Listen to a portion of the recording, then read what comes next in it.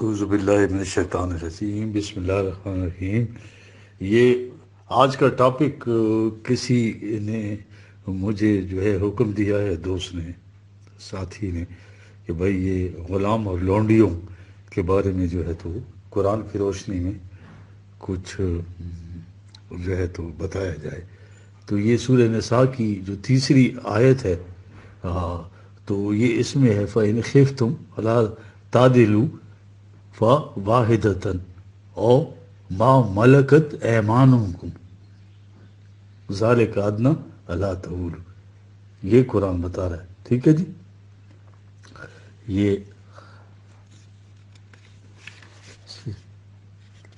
یہ قرآن بتا رہا ہے نا کہ بھائی یہ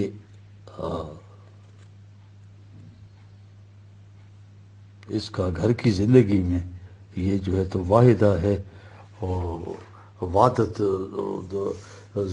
ایک بیوی کا وہ ہے، اور اگر ایک سے زیادہ اگر اندیشہ ہو اللہ تعدلو کہ تم عیال کے بوجھ تلے دب جاؤ گے، ففائدہ پھر ایک۔ اب یہ آگے ہے ما ملکت ایمانکم، اب یہ ماضی کا صیغہ ہے، ما ملکت ایمانکم، دائیں ہاتھ تمہارے جو ان کے مالک ہوئے، ٹھیک ہے جی۔ تو یہ اب ہم اس کو دیکھتے ہیں کہ یہ ہے کیا۔ یہ اس کے جو روٹ ہے ایمانکم، یہ یمین سے ہے جی،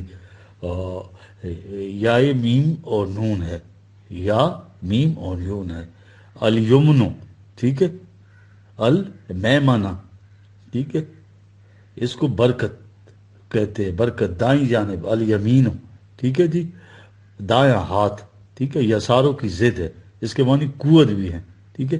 یہ یمین کی جمع جو ہے وہ ہے ایمان، قسم۔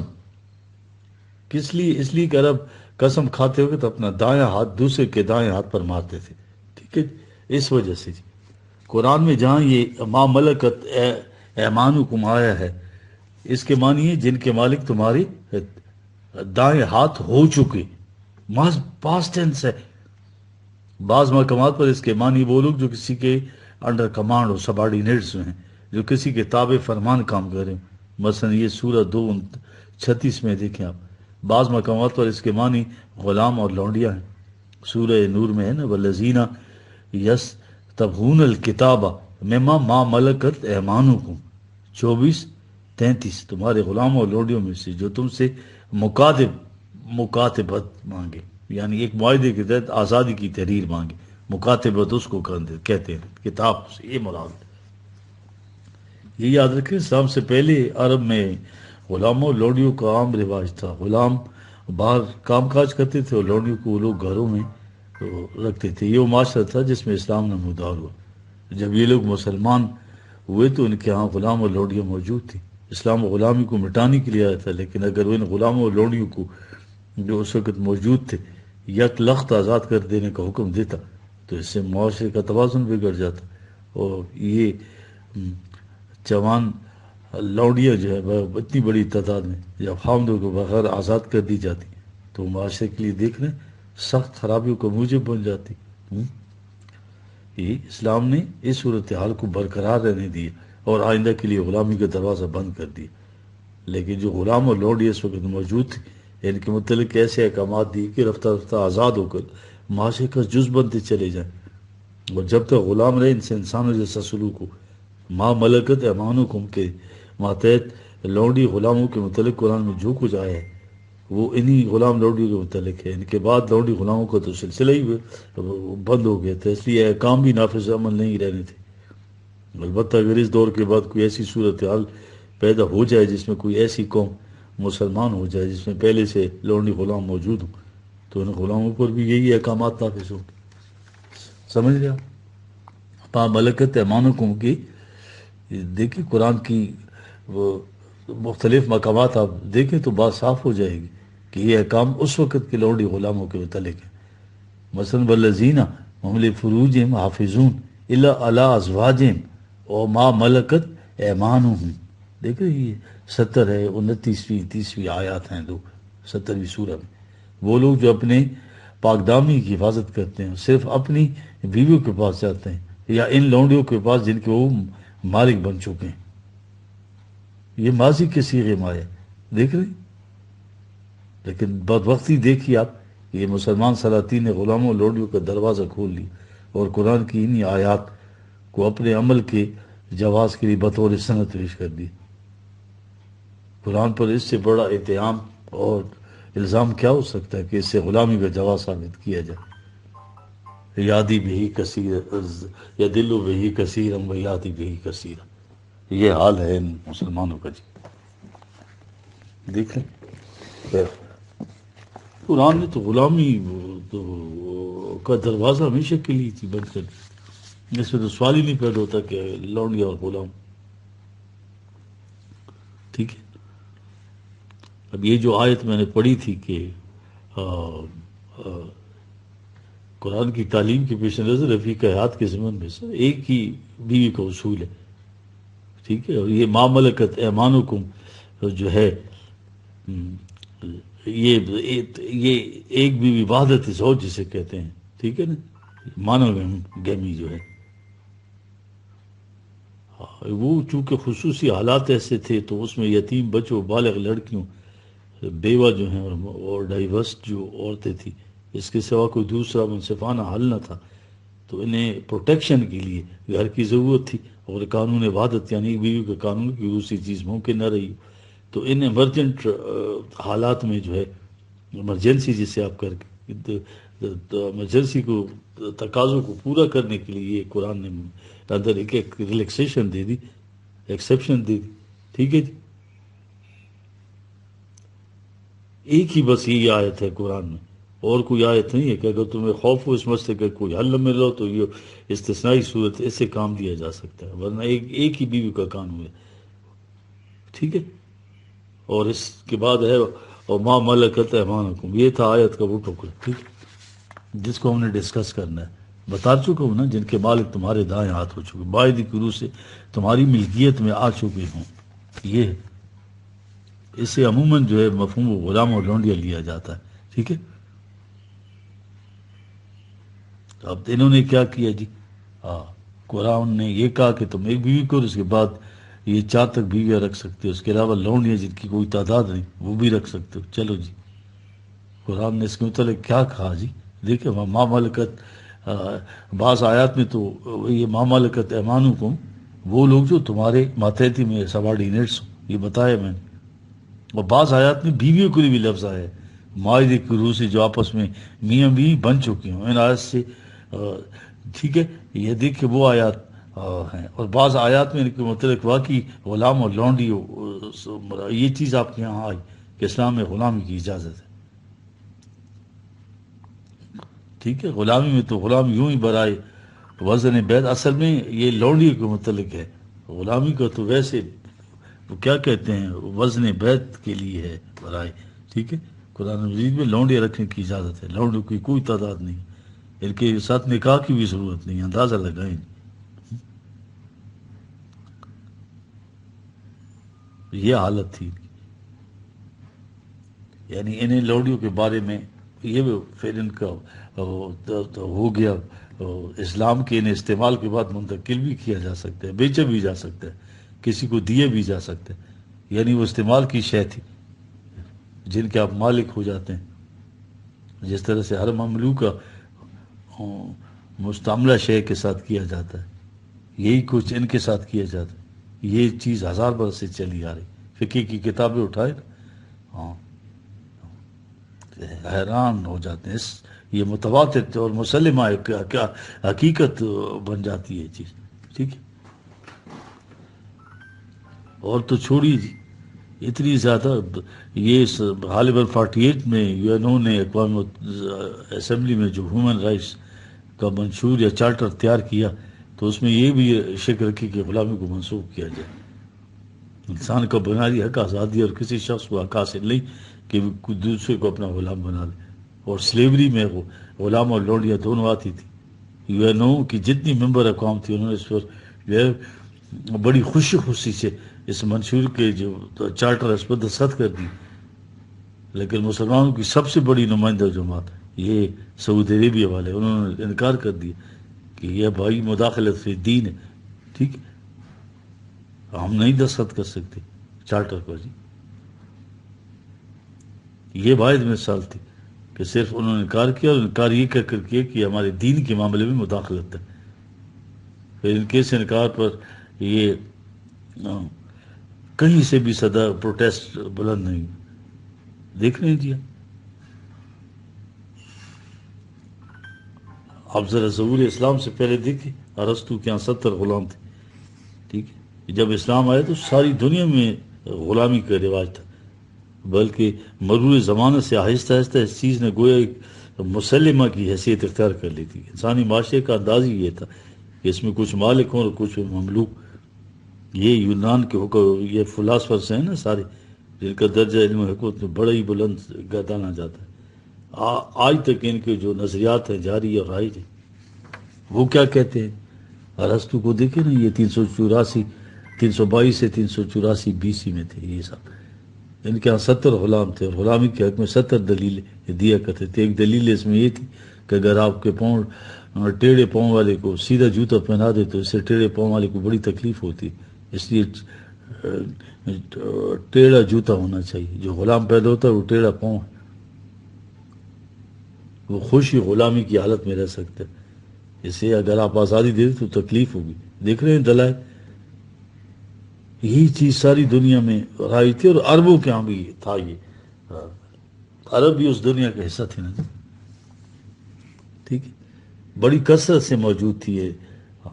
ابتداء یہ غلام اور لوڈیا یہ جنگ کے قیدیوں سے بنائی جاتی تھی. ان کے معاشرے کا یہ معمول تھا، اور باقی دنیا میں بھی مسلمہ تھا کہ ان قیدی مردوں کو غلام بنا لیا جائے، قیدی عورتوں کو لوڈیا بنا لو. ٹھیک ہے، یہ وہ افریقہ میں دیکھیے بسنے والے مرد و زن کا شکار کرتے تھے. یہ جتنے بھی ویسٹرن لوگ ہیں مارکیٹ میں فروخت کرتے تھے، اور عربوں میں یہ چیز موجود تھی. عورتیں پکڑ کر یہ افریقہ سے پھر ان کو بیچتے تھے. معاشرے میں اعتراض تو اوپر کا طبقہ کیا کرتا ہے، اب کوئی بھی اعتراض نہیں کرتا تھا ان کے اوپر. ٹھیک ہے جی، ایسے گرفتار کرتے تھے بچوں کو، بڑوں کو، بزرگوں کو، عورتوں مردوں کو افریقہ کی جیسے جال میں پکڑا جاتا ہے، باندھ کر جہازوں میں لادا جاتا، جا کر دنیا کی منڈیوں میں بیچا جاتا. دیکھ رہے ہیں آپ. حالانکہ قرآن جو ہے تو اسلام آیا اس نے اعلان کر دیا وَلَقَدْ كَرَّمْنَا بَنِي آدَمَ 70/70 یا تمام نو انسان میں پیدائشی کے دو ہر انسانی بچہ یکساں طور پر تقریب و احترام کا مستحق ہے. کسی انسان کو یہ حق حاصل نہیں کہ وہ دوسرے انسان سے یہ کہے کہ تم میرے غلام بن جاؤ. مکان بشر یؤتی یا اللہ کتابہ و الحکمہ و نبوہ ثم یقول للناس کونوا عبادا لی من دون اللہ. قرآن میں ہے یہ. ٹھیک ہے جی، اور قرآن نے انسانوں کو ایک دوسرے کا اخوت و مساوات کا سبق دیا. اس قسم کی شرمناک اور باعث لعنت رسم یا تصور یا نظریہ کیسے قرآن ڈائریکٹ کر سکتا ہے کہ ایک انسان دوسرے انسان کا غلام بن جائے؟ وہ تو آیا ہی ایک دوسرے انسانوں کی غلامی سے چھڑانے کے لیے.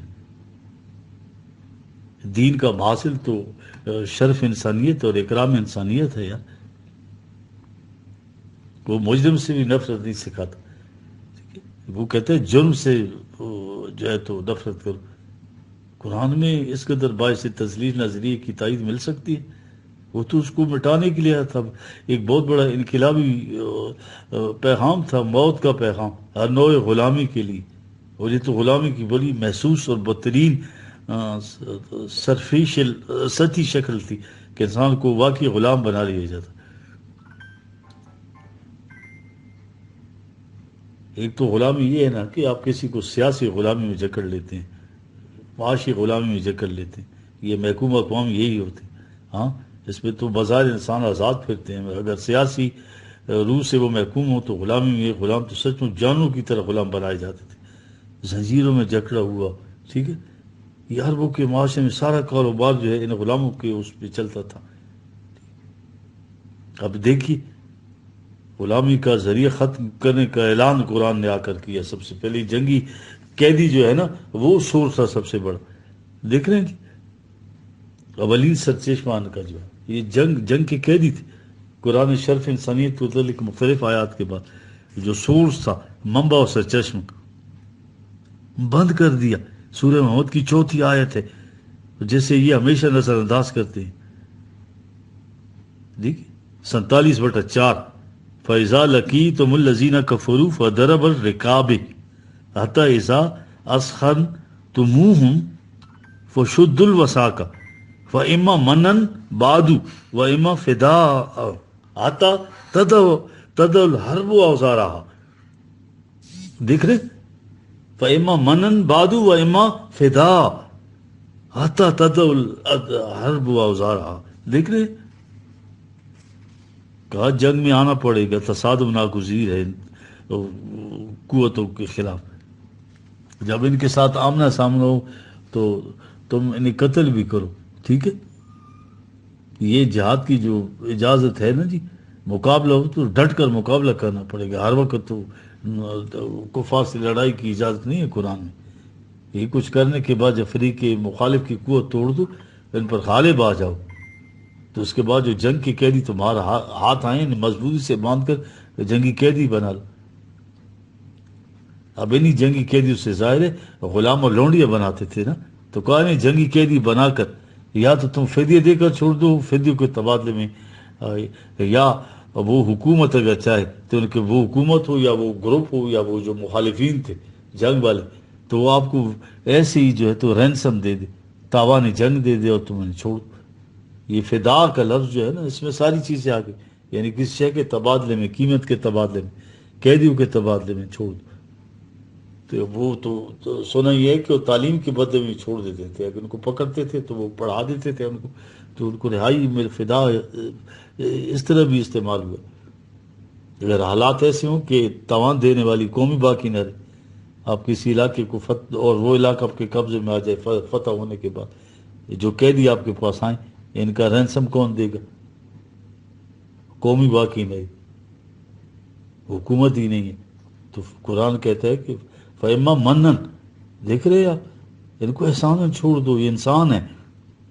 ایک ہی آیت ہے اس میں قیدیوں کو چھوڑنے کی، 2 ہی متبادل شکلیں بتائی ہیں قرآن نے، ٹھیک ہے جی۔ جنگ کے قیدیوں کو غلام اور ان کی عورتوں کو لونڈیاں بنانے کا خیال جو ہے قرآن سے کھلی ہوئی بغاوت ہے۔ غلامی کا یہی ایک دروازہ تھا، اسے قرآن نے اس طرح ہمیشہ ہمیشہ کے لیے بند کر دی۔ اب دیکھا آگے کیا ہے، منن ہوا، فدا ہوا، وسان، ان کو چھوڑ دو، جتنے دن تک تمہارے پاس ہیں ان کے متعلق یہ تاریخ میں یہ چیزیں مل جاتی ہیں، ان کو مہمانوں کی طرح گھر میں رکھا جائے۔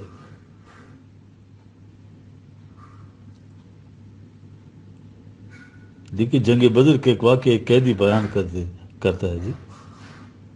اس زمانے میں ابھی انتظام اتنا وسیع تو نہیں تھا کہ کنسنٹریشن کیمپ ہوتے جس طرح مودودی صاحب فرماتے، ٹھیک ہے؟ تو انہیں جو ہے مہمانوں کی طرح ہی قیدیوں کو گھروں میں رکھنے کے لیے تقسیم کیا جاتا تھا۔ اب یہ مہمان کس طرح رکھے جاتے تھے، اس لیے جنگ بدر کی قیدی نے یہ واقعہ بیان کیا ہے یہ مشرکین کا۔ جب وہ چھوٹ کر یہاں سے گئے تو وہاں جا کر اپنوں سے کہا کہ میں تمہیں یہ اطلاع دینے کے لیے آیا ہوں کہ تمہاری آزادی سے ان کی قید 1000 درجے بہتر ہے۔ میں واپس جانے کے لیے تمہارے پاس یہ کہنے کے لیے آیا ہوں کہ یہ نہ سمجھو کہ مجھے انہوں نے زبردستی باندھ رکھا تھا۔ انہوں نے پوچھا کہ تم نے ان میں کیا چیز دیکھی جو یہ کہتے ہو؟ تو کہا کہ میں قیدی کی حیثیت سے تو کچھ نہیں دیکھ سکتا، مگر ان کے گھر میں تھا، میں نے دیکھا کہ میرے اس میزبان کی کیفیت کیا تھی، دن بھر محنت کر کے کسی باغ میں پانی دے دیتے، وہاں سے ان کو کھجوریں ملتی تھی، ان کھجوروں میں جو ایک حصہ تھا وہ اس کا آٹا لاتے تھے، مجھے گھر میں آٹے کی روٹی ملتی تھی، وہ اور اس کے بچے کھجوروں پر گزارا کرتے تھے۔ ان کے یہاں یہ دیکھتے مجھے شرم آتی تھی کہ وہ میرے آقا اس کے بچے کھجور کھا رہے ہیں، مجھے گھر میں آٹے کی روٹی دے رہے۔ میں ان سے کہتا تو وہ کہتے تھے بھائی تم ہماری مہمان ہو، مہمان کا حق فائز ہوتا ہے۔ جتنے دن تک یہ قیدی گھر میں رکھے جاتے تھے وہاں کی یہ کیفیت ہوتی تھی۔ قرآن نے کہا ہے فَإِمَّا مَنَنًا بَعْدُ وَإِمَّا فِدَاءً، جتنے تک یہ رکھیں کی کیفیت کیا ہونی چاہیے، انہیں بطور احسان یا ان کا معاوضہ لے کر، قیدیوں کے عوض قیدی یا مال لے کر چھوڑ دو، بہرحال انہیں چھوڑنا ہوگا۔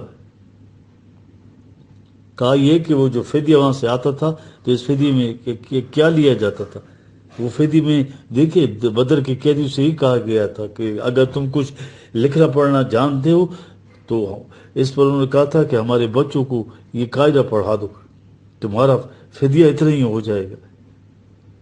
دیکھ رہے ہیں قرآن کیا کہہ رہا ہے؟ یہ تھی وہ قرآن کی آیت، اور یہ تھا وہ فدا کے علاوہ منن کہ انہیں احسان چھوڑ دو آتا تدع الحرب و اوزارہا۔ دیکھ رہے تاکہ دشمن تو سے پہلے ہتھیار رکھ دیے تھے، اب یہ کرو گے تو لڑائی اپنے ہتھیار رکھ دے گی۔ کیا خوبصورت الفاظ ہے یہ، خود جنگ اپنے ہتھیار رکھ دے گی۔ تم انسانوں کے ساتھ انسانیت کا سلوک کر کے تو دیکھو۔ دیکھ رہے ہیں قرآن کا عجیب فکر ہے، دشمن ہتھیار رکھتا ہے ہر جگہ۔ یہ ہے قرآن کہتے ہیں کہ دشمن تو پہلے سے ہتھیار رکھے ہوں، فتح تم نے حاصل کری، اس کے بعد جنگ خود ہتھیار رکھ دے گی۔ یہ تھا قرآن کا جنگ کی قیدی متعلق، اور آئندہ کے لیے غلام اور لونڈیوں کا سلسلہ بند کر دیا۔ اور سوال ہی نہیں ہے کہ کسی کو غلام بنایا جائے، کہیں قرآن میں نہیں ہے یا ان میں سے کسی کو لونڈی بنایا جائے۔ اب سوال تو یہ ہے کہ یہ جو معاشرے کے اندر غلام اور لونڈیاں تھے ان کا کیا کیا جائے۔ یہ وہ چیز ہے جس پہ قرآن جو ہے بڑا گراؤنڈ ریالٹی کو دیکھ کر گریجولی اس کو جو ہے تو دیکھتا ہے کہ یہ فیزیبل بھی ہے یا نہیں، یہ حکم جو دیا جا رہا ہے تو کیسے اس کو امپلیمنٹ کیا جائے۔ قرآن کا ہر حکم جو ہے وہ حکمت ہے، وہ ناممکن عمل طریقہ بھی اختیار نہیں کرتا، یاد رکھیے جی۔ دیکھیے شراب جیسی ملعون چیز جسے ام الخبائث کہا گیا جائے، قرآن نے اسے ممنوع قرار دیا۔ کب اور کیسے؟ دیکھیں یہ عربوں کی گھوٹی میں پڑی تھی، جس کا آج کل یورپ میں معیوب نہیں سمجھا تھا، بعین ہی یہ شکل ان کے ہاں تھی، اسے قطر معیوب نہیں سمجھتے تھے۔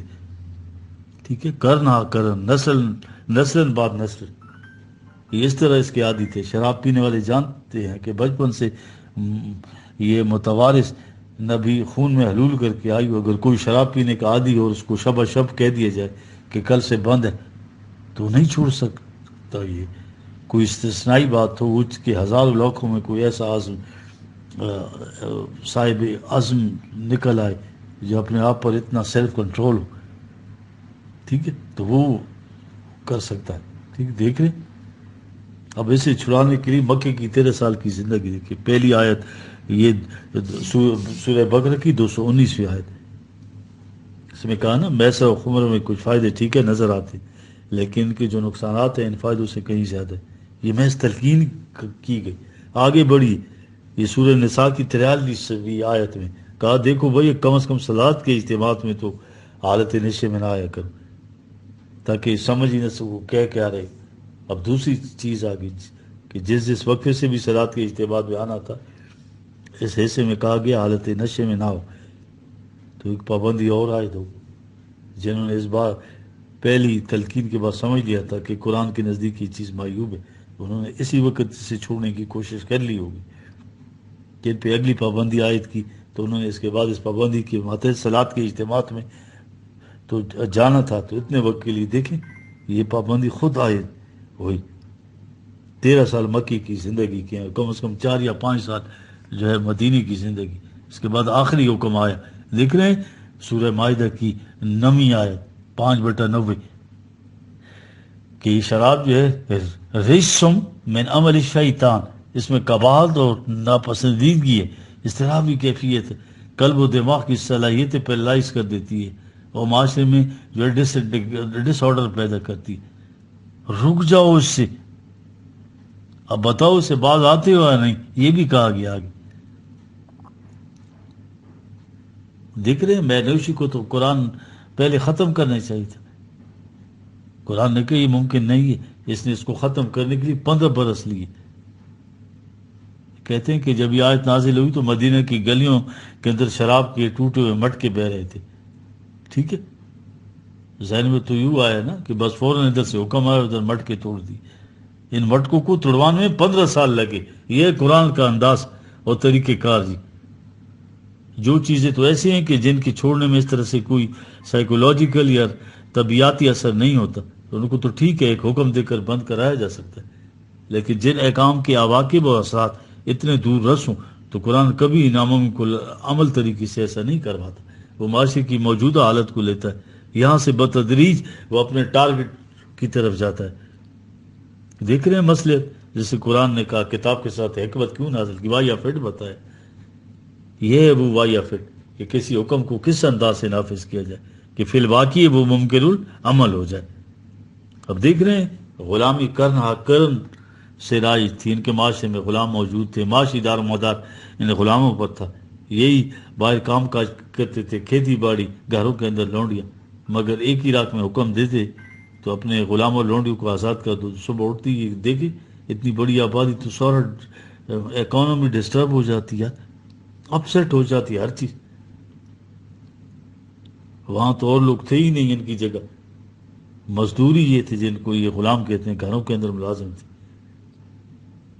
ٹھیک ہے، یہ اتنی لڑکیاں، یہ اتنی عورتیں، یہ اتنے مرد، انہیں جو فوراً اس معاشرے سے نکال دے تو نہ گھروں میں رہتی نہ یہ باہر غلامی میں رہتی، معاشرہ ابتر ہو جاتا. سب سے پہلے قرآن نے دیکھ رہے ہیں کیا کیا، ان کا سورس ختم کیا، جہاں سے غلام اور لونڈی آتی تھی اسے آئندہ کے لیے روک دیا.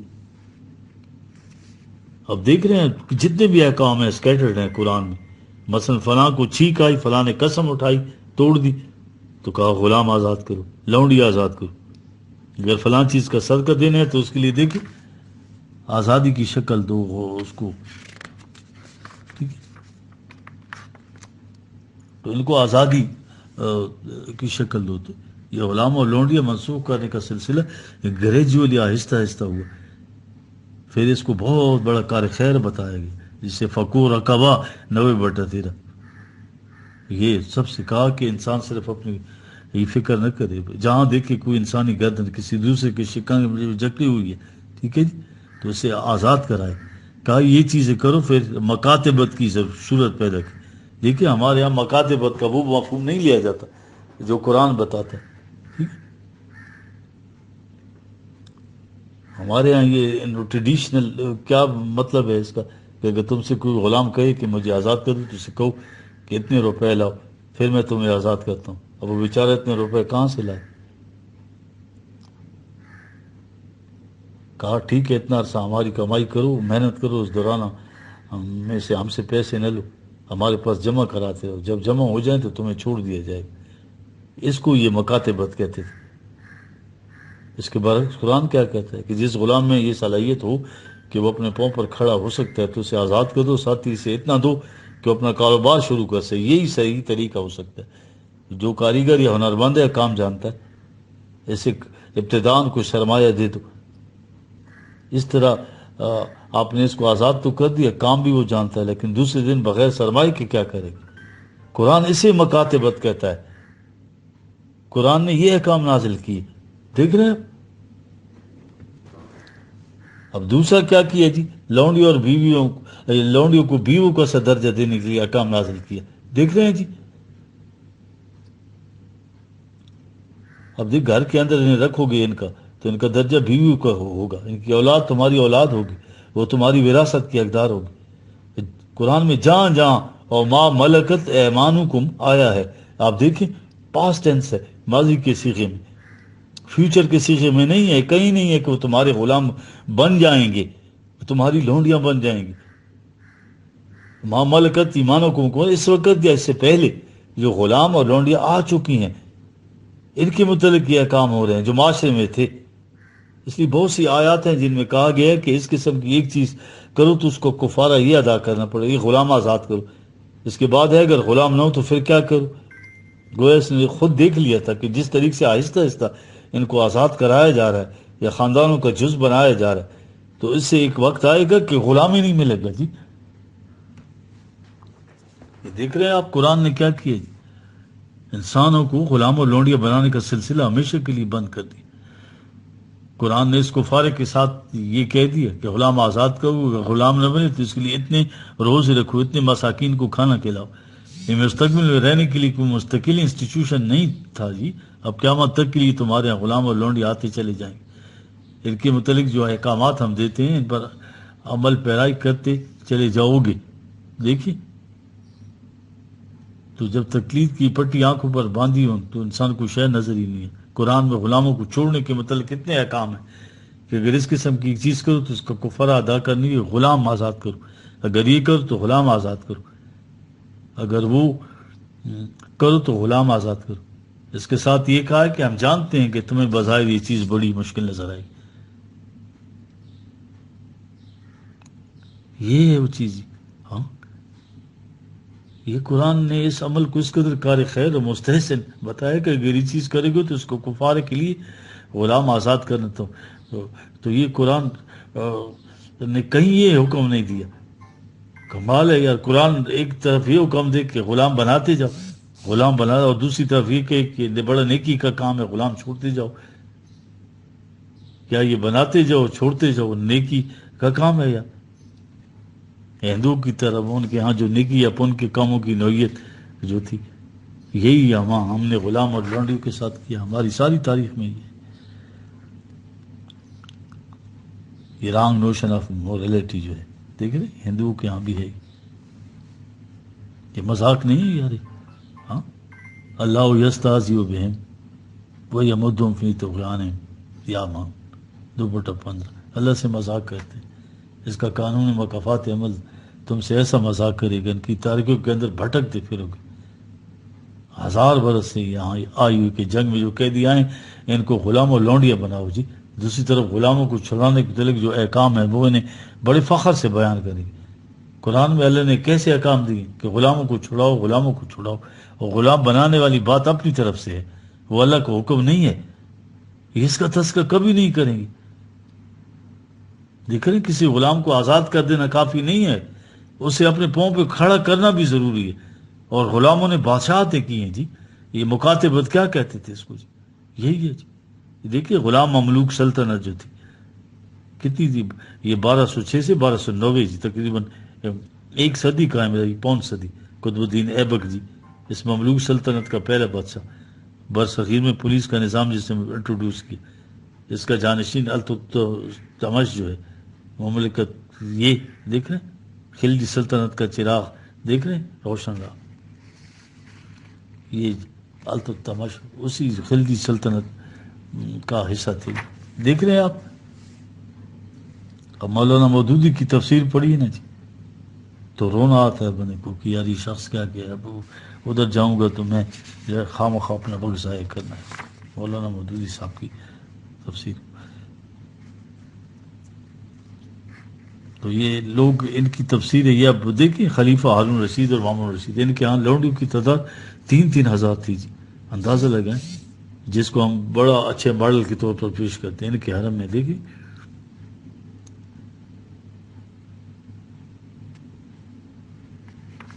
یہ وہ چیز ہے جی جو قرآن بتا رہا ہے۔ دیکھیں قرآن میں غلامی کے سلسلے میں ہر مقام پر ماضی کے صیغے کو استعمال کیا گیا۔